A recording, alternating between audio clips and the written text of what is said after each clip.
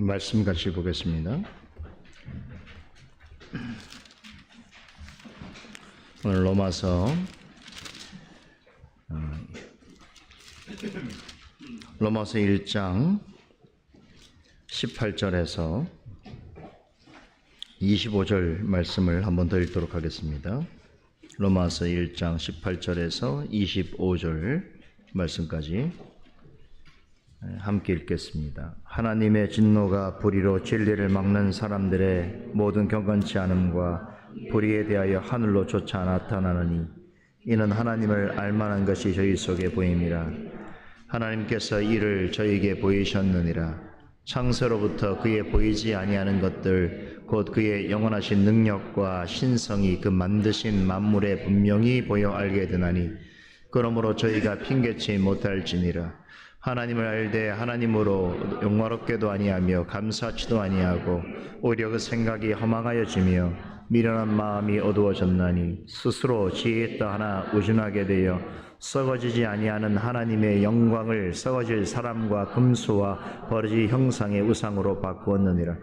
그러므로 하나님께서 저희를 마음의 정욕대로 더러움에 내어버려 두사 저희 몸을 서로 욕되게 하셨으니 이는 저희가 하나님의 진리를 거짓 것으로 바꾸어 피조물을 조물주보다 더 경배하고 섬김이라.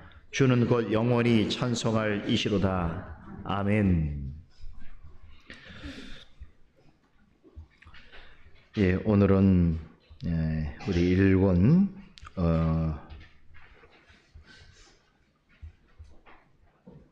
5장이죠. 제 5장 7번부터 보도록 하겠습니다. 먼저 기억할 것은 모든 사람에게는 두 가지 지식이 있는데 그것은 곧 하나님을 아는 지식이요 또 사람을 아는 지식인데 이 두 지식은 서로 아주 밀접하게 연관되어 있습니다. 그런데 이 중에 우리가 먼저 추구해야 될 지식이 있다고 칼빈은 강조합니다. 그것은 뭡니까? 하나님을 아는 지식입니다. 근데 하나님을 아는 지식이라고 할 때는 사람이라면 하나님에 대하여 알 수 있다라고 하는 논리적 전제가 내포되어 있습니다. 그래서 묻게 되어지는 질문이 있겠죠. 그렇다면 사람은 어떻게 하나님을 알 수 있는가라는 것이죠. 이에 대해서 성경의 가르침을 따라서 칼빈은 하나님에 관한 지식은 우리 스스로 알 수 있는 것이 아니라 하나님이 자신을 계시하심으로 알 수 있다라고 강조하는 것입니다. 그런데 하나님이 자기를 계시한다고 할 때에는 이미 하나님께서 만드신 모든 창조 역사 속에서 하나님께서 만드신 모든 것들에 당신을 알만한 것들을 분명히 보여 알게 하셨다는 것이죠. 방금 우리가 읽었던 로마서 1장 20절에 말하고 있죠. 하나님을 알만한 것이 저희 속에 다시 말해서 만물 가운데 이미 보여 알게 하셨다라고 하는 것이죠. 이것이 이제 우리가 지난번에 기독강요 1권 제5장에서 다른 내용인데, 자, 하나님에 관한 지식은 이미 하나님께서 만드신 만물 가운데 핑계할 수 없을 정도로 명확하게 드러나 있기 때문에 그 만물을 대하는 인간으로서는 하나님을 알 수 없다라고 변명할 수 없다는 것이지요. 그런 점에서 칼빈은 하나님께서 지으신 세계 자체를 뭐라고 표현하냐면 하나님의 영광과 능력을 나타내는 극장이고 또 우리가 그것을 통해서 하나님을 보고 묵상할 수 있도록 하는 거울이라고 했습니다. 자, 그런데 하나님이 지으신 모든 만물이 다 하나님을 알만한 것들을 나타내 보이지만 그 중에서도 가장 명료하게 나타내는 것이 무엇이냐면 바로 사람입니다. 왜 그렇습니까? 사람은 하나님의 형상대로 지음받은 존재이기 때문이죠. 그래서 칼빈은 고대 철학자들은 사람을 가리켜서 전체 우주를 반영한 소우주라고 이야기했고, 또 어떤 그리스 시인은 사람을 가리켜서 신의 자녀다, 신은 사람의 아버지다 라고 일컬어 왔다는 것이죠. 그런데 어떻게 사람이 신의 자녀가 될 수 있는가? 어떻게 신을 생각할 수 있는가, 신을 담지할 수 있는가라고 하는 것은 다른 모든 피조물 가운데 독특하게 사람에게 있는 그 무엇 때문인데 그 기능을 가리켜서 영혼이라고 말한 것입니다. 다시 말해서 하나님의 형상으로 지음받은 인간의 가장 큰 독특성은 오히려 육체보다도 영혼에 있다는 것이죠.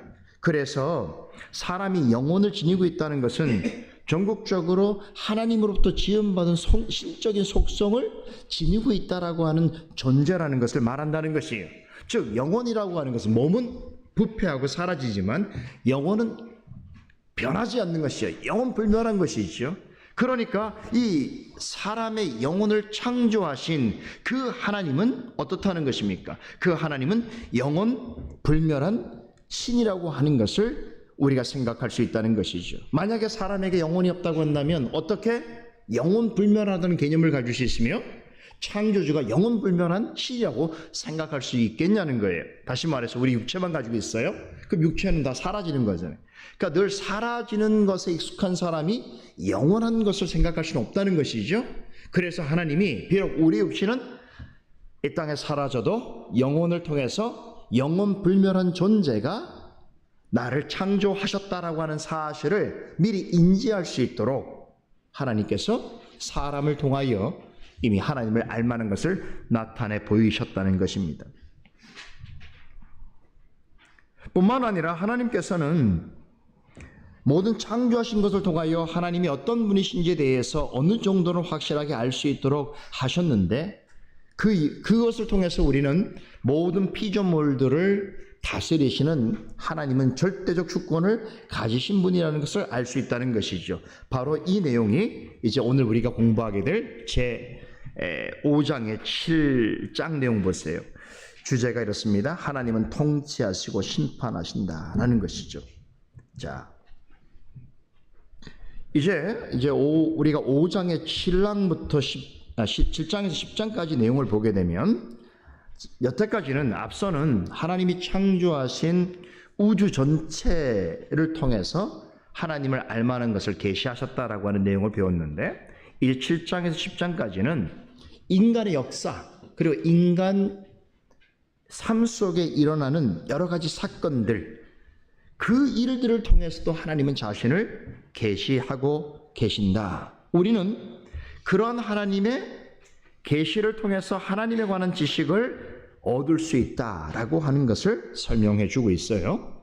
자, 우리 7장부터 보십시다. 하나님은 통치하시고 심판하신다라고 하는 내용인데요. 자, 여기에 좀 어려운 내용이 등장합니다. 우리 7장 7-1번 보시면 하나님의 제2사역이라는 말이 언급되어지는데요. 좀 어렵죠. 칼빈이 하나님의 제2사역이라는 표현을 씁니다. 이것은 뭐냐면 하나님께서 우주 만물 속에서 특별히 인간의 역사, 인간의 생명을 다스리고 심판하시는 사역을 하나님의 제2사역이라고 이렇게 표현합니다.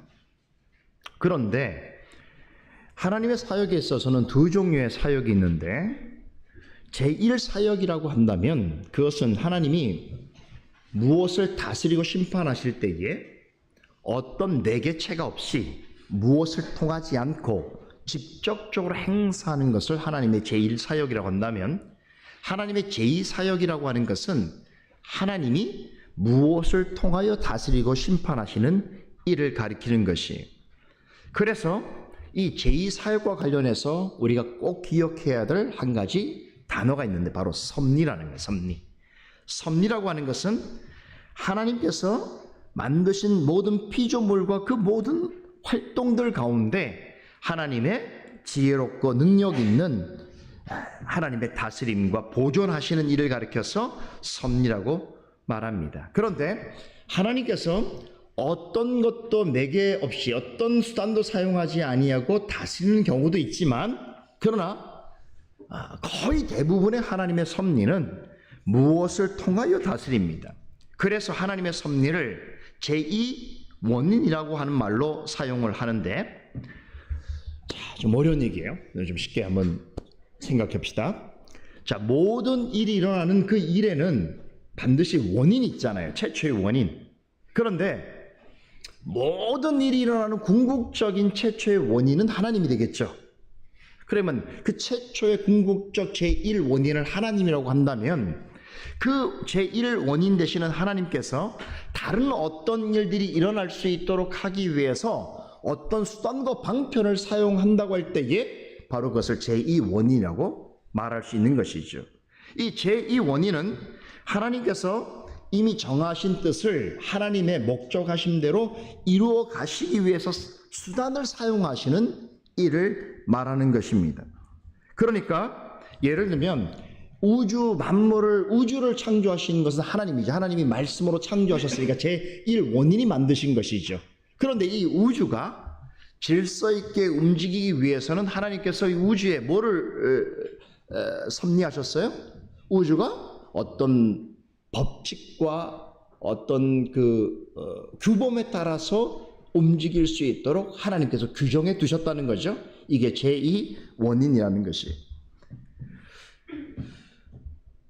예를 들면 하나님께서 어떤 뜻을 이루시기 위해서 사람을 사용하시는 거죠. 우리가 창세기 말씀을 지금 보고 있으니까 하나님께서 그리스도로 인하여서 의롭다 하시는 은혜를 입은 자를 그리스도 안에서 구원하시는 역사를 앞으로 나타내 보여주시기 위해서 아브라함을 선택하셔서 갈대우르에 있는 그를 불러내시고 그를 의롭다 하시는 믿음을 주셔서 그로 하여금 여호와 하나님을 믿게 하시고 그리고 하나님의 뜻을 살아가도록 하시는 그 일, 바로 앞으로 그리스도를 통하여서 이루어질 그 의롭다 하시는 칭의 역사, 그리고 그 의롭다 하신 자를 하나님의 자녀로 입양하시는 역사, 그래야 그리스도 안에 있음을 구원받은 자임을 나타내려는 이 모든 역사를 역사 속에서 구체적으로 아브라함이라는 사람을 불러내심으로써 이 하나님의 계획하심을 구체적으로 드러내신다는 거예요. 그러니까 바로 아브라함은 이런 하나님의 구원 계획의 어떤 하나의 수단으로 사용되어지고 있죠. 그런 면에서 아브라함도 하나님의 구원의 섭리에 있어서 제2원인으로서 사용되어지고 있다, 이렇게 표현할 수 있다는 것이죠. 그런데 우리의 편에 있어서는 하나님께서 어떤 수단을 통하여 하나님의 목적하신 바를 이루어가는 것들이 확실하게 분명하게 깨닫지 못할 때가 있다는 거예요. 웨스트민스터 신앙고백자는 그래서 뭐라고 표현하냐면 하나님의 섭리는 우리가 보기에는 세 가지 방식으로 하는데, 하나는 필연적이거나 하나는 자유적이거나 하나는 임의적이다. 쉽게 말씀드릴게요. 어떤 일은 반드시 일어나야 돼야 되는 일처럼 여겨지는 것도 있지만 어떤 일들은 막 자유롭게 원인을 전혀 알 수 없는 이 일이 왜 일어나는지를 알 수 없는 그런 방식으로 일어나기도 하고, 임의적이라고 하는 것은 그야말로 우발적으로 전혀 예상치 않은데 일어나는 그런 방식의 일이 된다는 것이죠. 이에 대해서 신명기 29장 29절은 이렇게 말씀하십니다. 하나님이 일하시는 방식을 오묘한 일은 우리 하나님 여호와께 속하였거니와 나타난 일은 영구히 우리와 우리 자손에게 속하였다라고 말씀하죠. 여기서 오묘한 일은 우리 사람에게는 감추어진 섭리를 말하는 거예요. 그러니까 하나님께는 뜻이 있고 뜻을 이루어가는 방식이 있는데 우리에게 있어서는 그것을 알 수가 없어요. 왜 하나님이 그 수단을 사용하시는지, 하나님이 이것을 통해서 무엇을 이루어가시는지를 우리는 알 수 없는 하나님의 섭리가 있는 거예요. 이건 우리가 알 수 없죠. 언젠가는 알게 되겠죠. 하나님 앞에 가면. 그리고 하나님 드러내실 때 알게 되겠죠. 그러나 우리가 아는 건 뭐냐면 나타내신 것은 알 수 있다고 그랬어요. 이것도 섭리예요. 그러니까 어떤 것은 하나님의 섭리이지만 우리 편에서는 알려지지 않은 것이 있고, 어떤 것은 우리에게 드러내심으로 알려진 것이 있다는 것이, 자, 이 굉장히 중요한 부분이에요. 자, 그래서 7-2번 보시면 이제 제2사역, 아까 얘기했죠. 하나님께서 인류 역사를 다스리고 심판하신 일을 제2사역이라고 할 때에, 자, 하나님께서 어떻게 이 역사를 이루어 가시는지를 칼빈이 설명합니다. 하나님께서 인간 사회와 역사를 다스리실 때에 두 종류의 사람을 통해서 하나님 섭리를 이루어 가신다는 거예요. 한 사람은 경건한 자이고 한 사람은 불의한 자란 말이에요. 자, 칼빈의 설명이에요. 하나님이 인류 역사를 이루어 가실 때에 사람을 두 종류로 하나님 구분하셔서 섭리하신다는 거예요. 경건한 자를 통하여 하나님의 역사를 이루어 가시고, 또 하나는 불의한 자를 통해서 하나님의 역사를 이루어 가신다는 거예요. 자, 그런데 여기에 보면 경건한 자에게는 긍휼과 구원을 베푸시고 불의한 자에게는 형벌과 진노를 내리신다는 것이에요. 무슨 얘기인지 아시겠습니까? 하나님이 경건한 자와 불의한 자를 어떻게 사용하시냐면, 하나님께서 은혜와 자비가 풍성하신 분이시라는 것을 경건한 자를 통하여 드러내시고, 하나님은 거룩하시고 공의로우시고 심판하신다는 것을 이 불의한 자를 엄격하게 대하심을 통해서 나타내신다는 거예요. 켈빈이 이 의미를 좀 더 자세하게 이와 같이 설명합니다. 한번 들어보세요. 기독교 학요 5장 7항에 있는 내용인데요. 하나님께서는 인류 사회를 다스리실 때 섭리를 잘 조절하셔서 무수한 방법으로, 셀 수 없는 방법으로 모든 사람에게 인자와 은혜를 베푸시지만, 그러나 명백하고 일상적인 지시에 따라 경건한 자에게는 관대하심을, 악하고 범죄한 자에게는 엄격하심을 선언하신다. 왜냐하면 하나님께서 흉악한 행위에 대해서 보복하신다는 것은 조금 더 의심할 여지가 없기 때문이다. 그래서 하나님은 친히 무죄한 자의 보호자요 변호자이시며 선한 사람들을 축복하셔서 그들의 생활이 번창하게 하시며 그들의 궁핍함을 도우시며 그들의 고통을 덜어주시며 그들을 재난에서 벗어나게 하시며 그리고 이 모든 일에서 그들을 구원하시는 분이시라는 것을 명백하게 보여주신다. 자, 캘빈의 설명에 따르면 하나님이 역사를 어떻게 이루어 가시고 심판하시냐면, 경건한 자를 매우 간대하게 대하시고 악한 자를 엄격하게 대하신다는 거예요. 그래서 우리가 갖게 되는 개념이 뭐냐면 상선벌악이라고 있죠. 착한 이에게 상을 주고 악한 일을 한 자에게 벌하는 것인데, 다른 말로 권선징악입니다. 착한 것을 권하고 악한 것을 징벌하는 것이죠. 자, 바로 이 권선징악, 상선벌악이라고 하는 이 개념은 모든 사람들에게 있어요. 그래서 어느 시대든지 사람들은 이것을 하나의 양심 속에 새겨진 교훈으로 받습니다. 모든 역사에 동일해요. 그러니까 착한 일을 한 사람이 상을 받고 나쁜 일을 한 사람이 벌을 받아야 되는 게 옳다는 것은 이거 교육을 통해서 사람들이 아는 게 아니라 모든 시대에 있는 사람들이 다 양심으로 알고 있는 거예요. 그렇잖아요. 이것 때문에 상이 만들어지는 것이고 벌이 만들어지는 거 아니에요. 만약 이런 개념이 인간에게 없다고 한다면 상 벌려고 하는 개념 자체가 의미가 없는 거 아니겠어요? 그죠? 칼빈은 모든 인류에게 이런 마음이 이미 있다는 것은 하나님께서 그 양심 가운데 이 사실을, 이 진실을 계시해 보여주셨기 때문이라는 거예요. 자, 그럼 여기까지는 다 동의되는 거죠? 그죠? 권선징악 맞는 거죠? 상선벌악 맞는 거죠? 그런데 인류 역사를 보게 되면 이와 맞지 않는 사례들도 종종 보인다는 거예요. 다시 말해서 상선벌악 혹은 권선징악과 반대되는 현상들도 인류 역사에는 많이 나타난다는 것입니다. 그래서 켈빈이 이렇게 설명합니다. 한번 들어보세요. 실제로 하나님은 종종 사악한 자와 악행자가 벌을 받지 않은 채 얼마 동안 즐겁게 생활하는 것을 그대로 방치하시며, 아까 설명은 다르죠? 또 의로운 자가 여러 가지 역경 가운데서 시달림을 당하고 불경허하는 자들의 악의와 불법으로 말미암아 온갖 괴로움을 당하는 것을 직접 목격하시면서도 그대로 지나쳐 버리신다. 그렇죠. 아까 인용한 내용과 다르죠? 그러나 그렇다고 해서 하나님의 영원하신 공의의 통치가 결코 약화되거나 모호하게 되는 것은 아니다라고 설명합니다. 자, 권성징악, 여기에는 하나님의 모든 사람들의 양심에 보편적으로 계시하신 하나님의 섭리가 있다는 거예요. 이것 때문에 어떤 인류 역사가 착한 사람을 보호해주고 상을 줘야 되고 나쁜 일을 한 사람을 벌해줘야 된다라고 하는 걸 사람들이 알겠다는 거예요. 근데 이것은 하나님께로 나온 것이기 때문에 하나님 편에서 착한 일을 한, 선한 일을 한 사람에게 복을 주고, 그렇죠? 그에게 선물을 주고 하나님 편에서 악한 일을 한 사람에게 벌을 주는 건 매우 타당한 일이라는 거예요. 이해되세요? 그렇죠? 그런데 이게 보통의 하나님의 역사를 이루어가는 섭리이지만, 그러나 예외적인 일도 발생하는데 그게 왜 그렇습니까? 예, 인류 역사 속에는 오히려 이와 반대의 경우도 있다는 거예요. 그럼 이런 반대의 경우에서 하나님께서 손 놓고 계시는가? 하나님이 이런 일들에 대해서 모르고 계시는가? 그렇지 않다는 거예요. 그런 일이 일어난다고 하더라도 그건 하나님이 허용하시니까 일어난다는 거예요. 그러니까 하나님이 허용하셔서 일어나는 일은 하나님의 영원하신 공의와 통치에 있어서 전혀 하나님께 부담될 일이 아니라는 것입니다. 그래서 우리 성경에 보면 그런 일이 많잖아요. 예를 들면 하나님께서 예를 들면 이렇게 봅시다. 하나님께서 에덴 동산에 울타리까지 치셨는데 사탄이 들어오는 것을 하나님께서 허용하셨어요. 이런 경우는 어떻게 이해해야 되겠죠?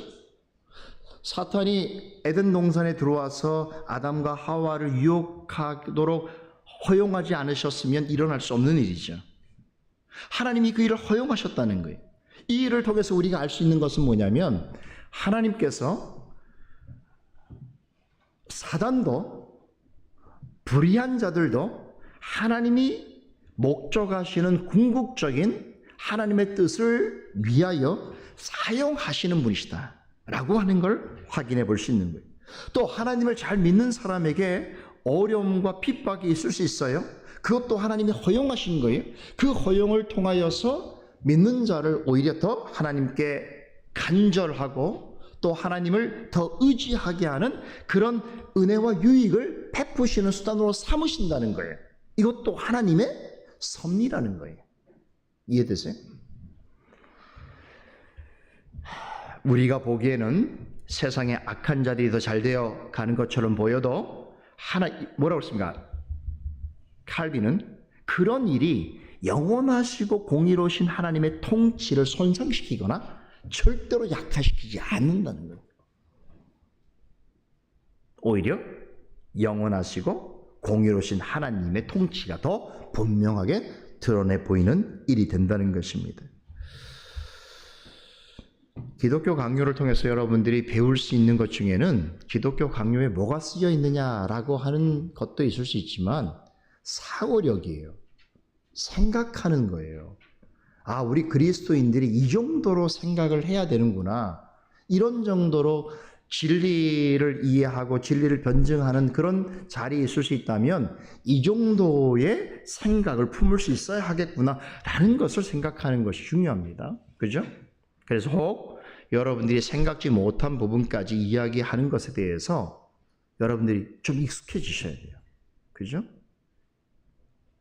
이것도 여러분들에게 허용된 고난과 고통이 될 수 있습니다. 그런 여러분들 유익을 위한 일입니다. 8장 보시면 하나님의 주권은 인간의 삶 전반에 골고루 미치고 있다라고 하는 이야기죠. 여기 보면 이제 우연이라고 하는 말이 등장합니다. 자, 여러분 이런 말 들어보셨어요? 역사에는 우연이 없다? 그렇죠? 자, 우연이라고 하는 말은 왜 그렇습니까? 어떤 의도가 있는지 모르겠다는 거예요. 또 원인을 알 수 없다는 거죠. 그것을 우리는 보통 우연이라는 말을 합니다만 섭리라고 하는 말 자체는 하나님의 계획과 개입으로 일어나는 일을 말하는 것인데, 하나님께서는 지으신 천지 만물 가운데 하나님의 섭리가 없는 것은 없다는 것을 생각해 보게 될 때에 비록 그것이 우리에게 있어서는 그 원인도 알 수 없고 하나님의 기쁘신 뜻을 생각할 수 없으나 하나님께서는 반드시 그 섭리를 가지고 있으시다는 것이죠. 자, 이게 8-1-1에 성도에게는 우연한 사건조차 하나님의 섭리를 입증하는 방편이 된다라고 하는 내용인데요. 자, 어떤 일까지 하나님의 섭리라고 우리가 이해해야 되냐면 우리 믿는 자들에게 매우 놀랍고 충격적이고 절망적인 일들이 우연하게 벌어지는 경우가 있다는 거예요. 이것에 대해서 캘빈이 이렇게 설명합니다. 한번 들어보세요. 하나님께서는 불행하고 소망이 없는 자들이 절망의 상태에 놓여 있을 때 갑자기 기대 이상의 놀라운 방법으로 그들을 구원해 주신다. 또한 그들이 광야에서 방황하고 있을 때 사나운 짐승들로부터 보호해 주실 뿐만 아니라 마침내는 바른 길로 돌아오게 해주시며 궁핍하고 굶주린 자들에게 먹을 것을 공급해 주시고 포로된 자들을 토굴 감옥과 쇠사슬에서 놓아주시며 파손당한 자들을 무사히 한국까지 인도해 주시고 질병으로 거의 죽게 된 자들을 치료해 주시며 또한 뜨거운 열기와 가뭄으로 땅을 비옥하게 만들기도 하시며 무리들 가운데서 가장 비천한 자들을 높은 지위로 들어 올리시고 위험 있는 높은 자리에 앉아있는 자들을 낮은 자리로 끌어내신다. 자, 이런 일들이 사람의 눈으로 볼 때는 그 원인을 알 수 없다는 거예요. 그래서 매우 우연한 사건이라고 말할 수 있다는 것이. 그러나 이 모든 일에는 하나님의 섭리가 개입되어 있다는 것이죠. 그래서 다음 내용이 뭡니까? 하나님의 지혜와 권능은 결코 흑암 가운데 감춰질 수 없다라고 하는 것입니다.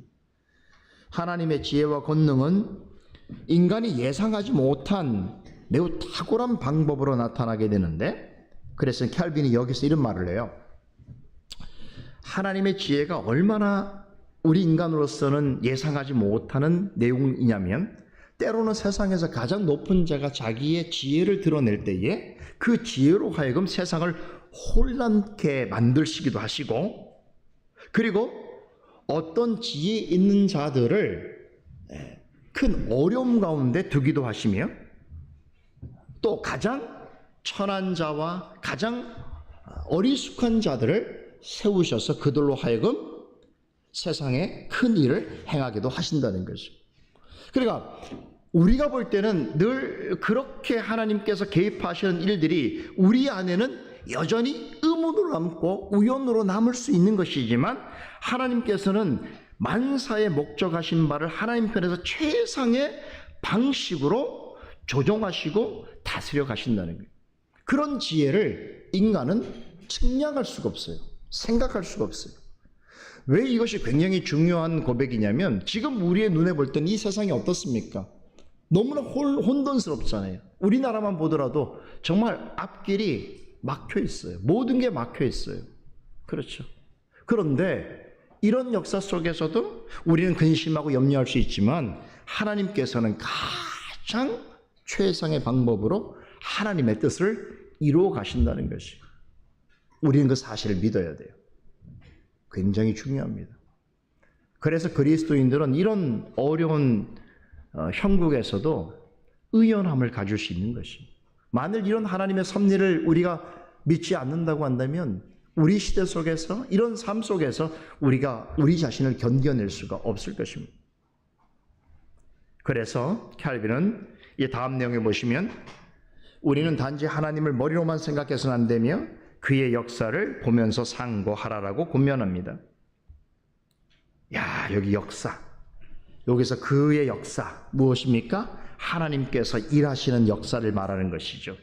인류 역사와 인간의 역사 속에서 하나님의 일하심을 우리가 볼 때에 하나님을 알 수 있는 어떤 지식을 가질 수 있다는 것이에요. 그런데 자, 이 지식은 나중에 보겠습니다만 그 역사 자체만 보게 되면 혼돈에 빠져요.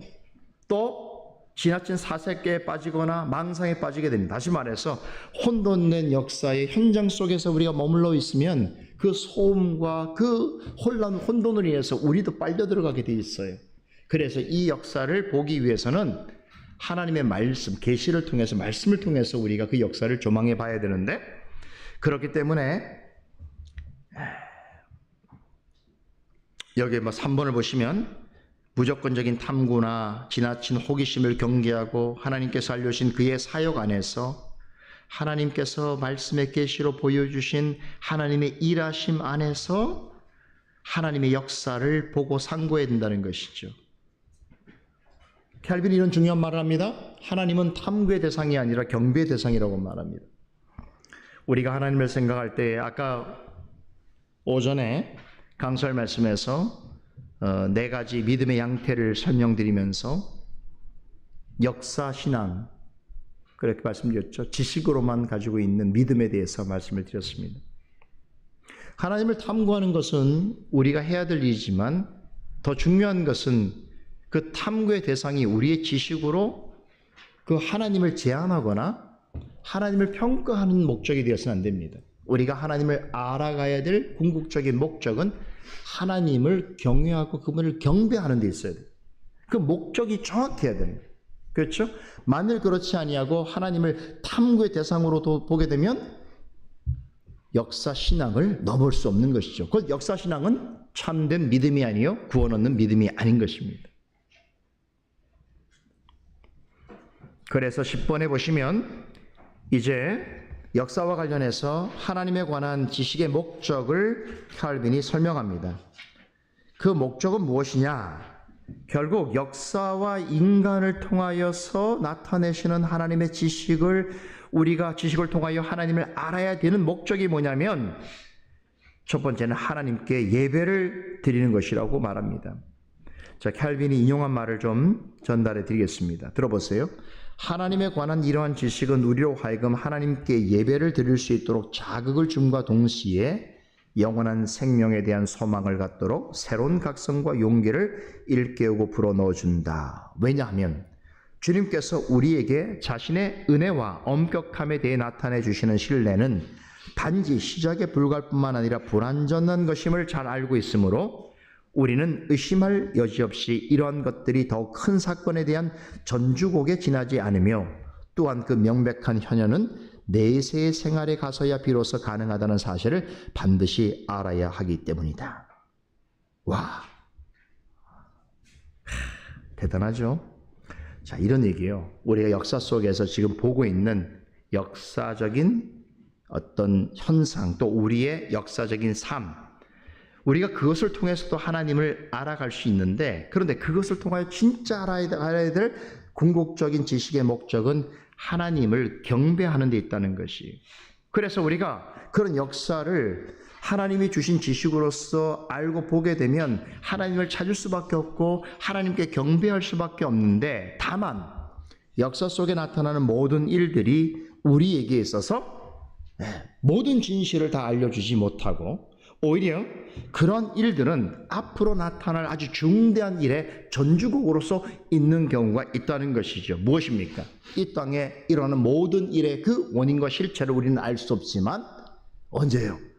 하나님 앞에 서는 날 그 모든 진실이 다 밝히 드러나게 될 완전한 이 세상에서의 어떤 감춰진 진실은 오직 하나님 앞에서 드러나게 될 그 날이 있을 것에 대한 소망을 갖게 된다는 것이죠. 그래서 이 땅의 역사를 하나님의 지식으로 관찰하고 살필 때에 우리는 오히려 내세의 세계에 대한 소망을 더 갖게 되어진다는 것이.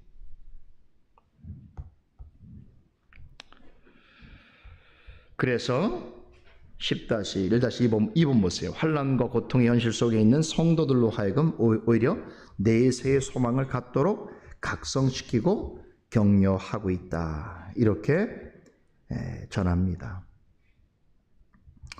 자, 이 설명을 끝으로 해서 이제 인간의 역사와 인간의 삶을 통해 나타나는 하나님의 지식에 대한 설명을 마치고 이제 마지막 11장에서 15장까지는 이제 지금까지 설명한 것들하고 완전히 상반되는 이야기를 하는데 아주 제가 간단하게 설명드릴 거예요.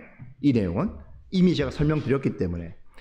칼빈이 11장에서 15장까지의 내용은 뭐냐면, 그런데 지금까지는 하나님이 창조하신 우주 만물과 인간과 역사 속에 나타난 하나님을 알만한 것들을 나타내셔서 우리가 충분히 그것을 통해서도 하나님을 아는 지식을 가질 수 있다라고 설명했는데, 그죠? 설명했잖아요, 지금까지. 근데 이 부분에 있어서는 무엇을 설명하냐면, 이렇게 드러난 하나님의 계시로서는 하나님을 분명하게 알기 어렵다는 것을 설명합니다.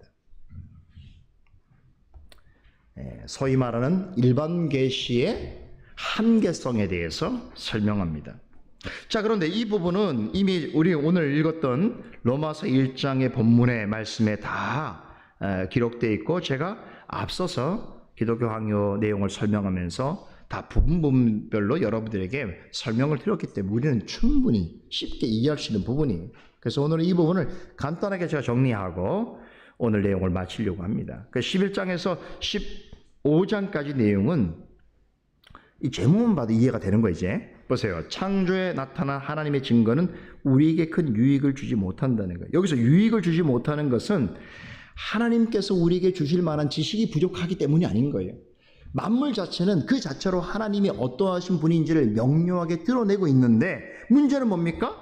인간의 어리석음과 부패 때문에 그 명료하게 비춰난 빛을 보지 못하고 있다는 것이죠. 빛을 보면서 그 빛이 어디에서부터 온 것인지를 알지 못할 뿐만 아니라 그 빛을 만드신 하나님에 대하여 아무런 관심을 갖지 않을 만큼 인간이 어리석고 부패해 있다는 것을 이야기하고 있는 것이, 그러니까 하나님께서 자연의 빛을 통해서 하나님 만드신 이 왕국이 얼마나 아름답고 얼마나 완전한 것인지를 우리에게 명백히 보여주심에도 불구하고 우리는 마치 흑암의 어두운 상태에 있는 자들처럼 그것을 보려하지 않고 보아도 모른다는 거예요. 만져도 마치 장님이 코끼리 만질 듯한 그런 상황 가운데 우린 있게 되었다는 것이죠.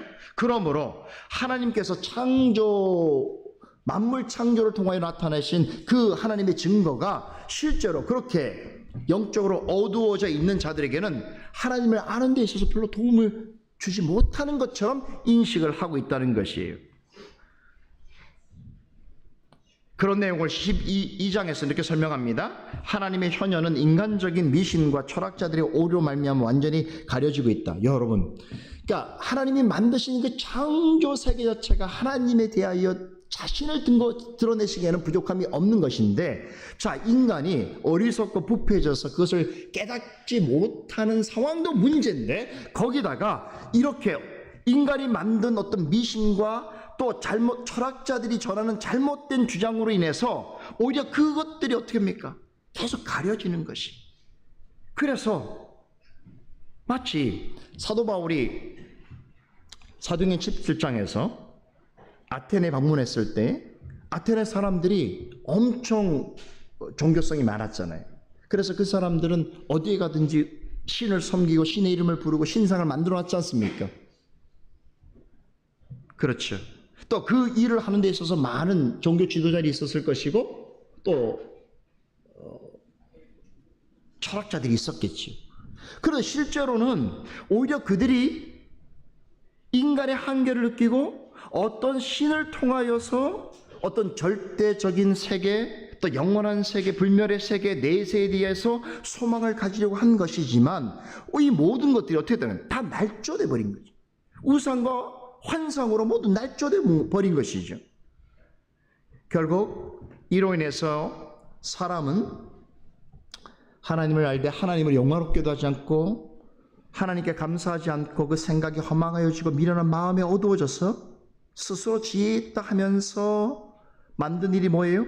썩어지지 아니할 하나님의 영광을 썩어질 사람과 금수의 버러지 형상의 우상으로 바꾼 역사가 있다는 것이죠. 그러니까 그런 일들이 역사 속에 계속 반복되어서 하나님께서 나타내시는 이 자연을 통한 창조 역사, 창조를 통해 나타나신 그런 계시를 완전히 가리고 있다는 것입니다. 나아가서 13번을 보시면 사람들이 이렇게 무지와 부패로 인해서 악의로 인해서 만든 그런 미신과 또 우상과 거짓된 종교 이런 것들로 인해서 어떻게 됐습니까? 하나님께서 요구하시는 예배에 나아가지 못하게 된 것이죠.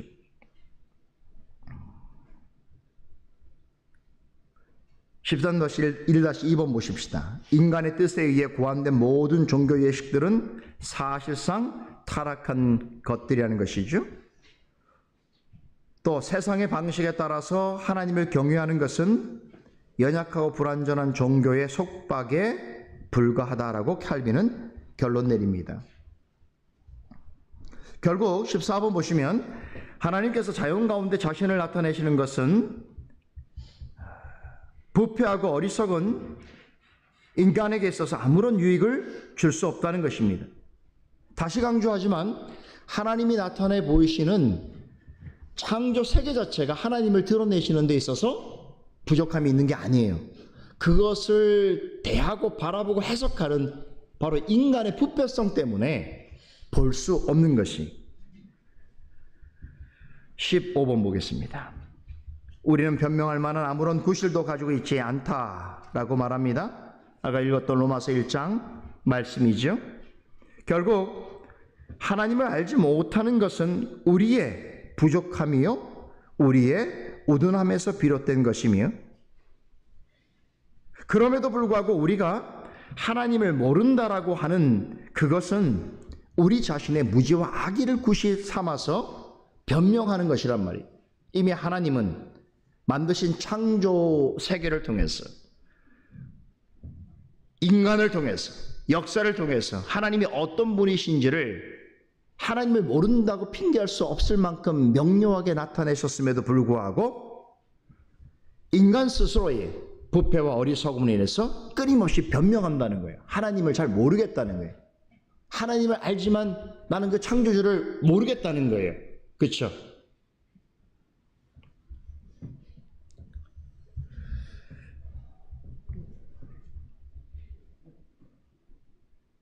그 다음 내용 보세요. 하나님을 알 수 있는 씨, 종교의 씨죠. 종교의 씨를 스스로 부패케 함으로써 나쁜 열매를 맺게 되었는데 그 모든 책임은 인간 스스로에게 돌려야 할 것이다라고 캘빈은 말합니다.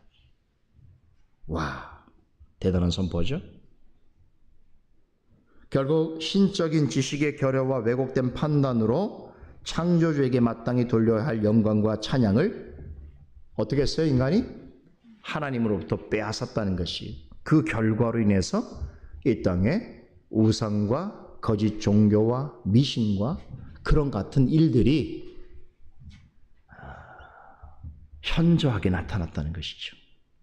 그러므로 진리가 없는 종교는 참된 종교가 아니라고 하는 락탄티우스의 그 주장은 과거나 지금이나 명료한 진리다라는 것이 캘빈의 설명입니다. 그렇다면 이제 우리는 하나님이 나타내신 세계를 통해서 하나님을 정밀하고 분명하게 알기에는 우리 인간이 너무나 부패하고 어리석어 있기 때문에, 그렇다면 하나님에 관한 올바른 지식은 무엇을 통하여 알 수 있는가라고 하는 질문으로 가게 되겠죠. 그 내용이 다음 장부터 설명되어집니다.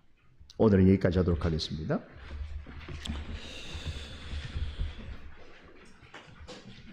기도하십시다. 하나님, 오늘 우리에게 기독교 강요를 통해서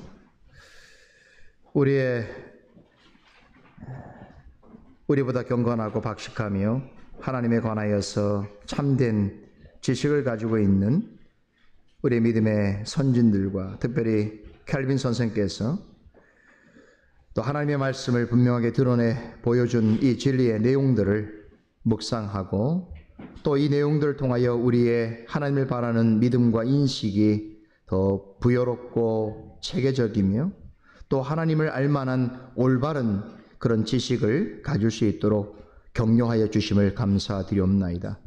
하나님, 많은 사람들이 하나님을 알고자 하고 믿으려고 하오나 참되고 바른 믿음과 지식을 추구하는 사람들을 만나기 어려운 세대입니다. 이런 가운데서도 솔리데오 글로리아 교회에 속해 있는 사랑하는 주님의 지체들이 이런 내용들을 통하여 참으로 하나님을 분명하고 바르게 배워간다는 것은 큰 복이요 기쁨이 아닐 수 없습니다. 특별히 어리고 연약한 우리 자녀들이 이런 내용들을 잘 습득하고 정리하고 깨달아서 하나님 사용하시기에 참으로 귀한 그릇으로 주님의 교회를 위해서, 또 주님께서 역사하실 그런 더 나은 내일을 위하여서 귀한 쓰임을 받을 수 있는 자녀들이 될 수 있도록 은혜를 베풀어 주시옵소서. 감사드리며 예수 그리스도 이름으로 기도드리옵나이다. 아멘.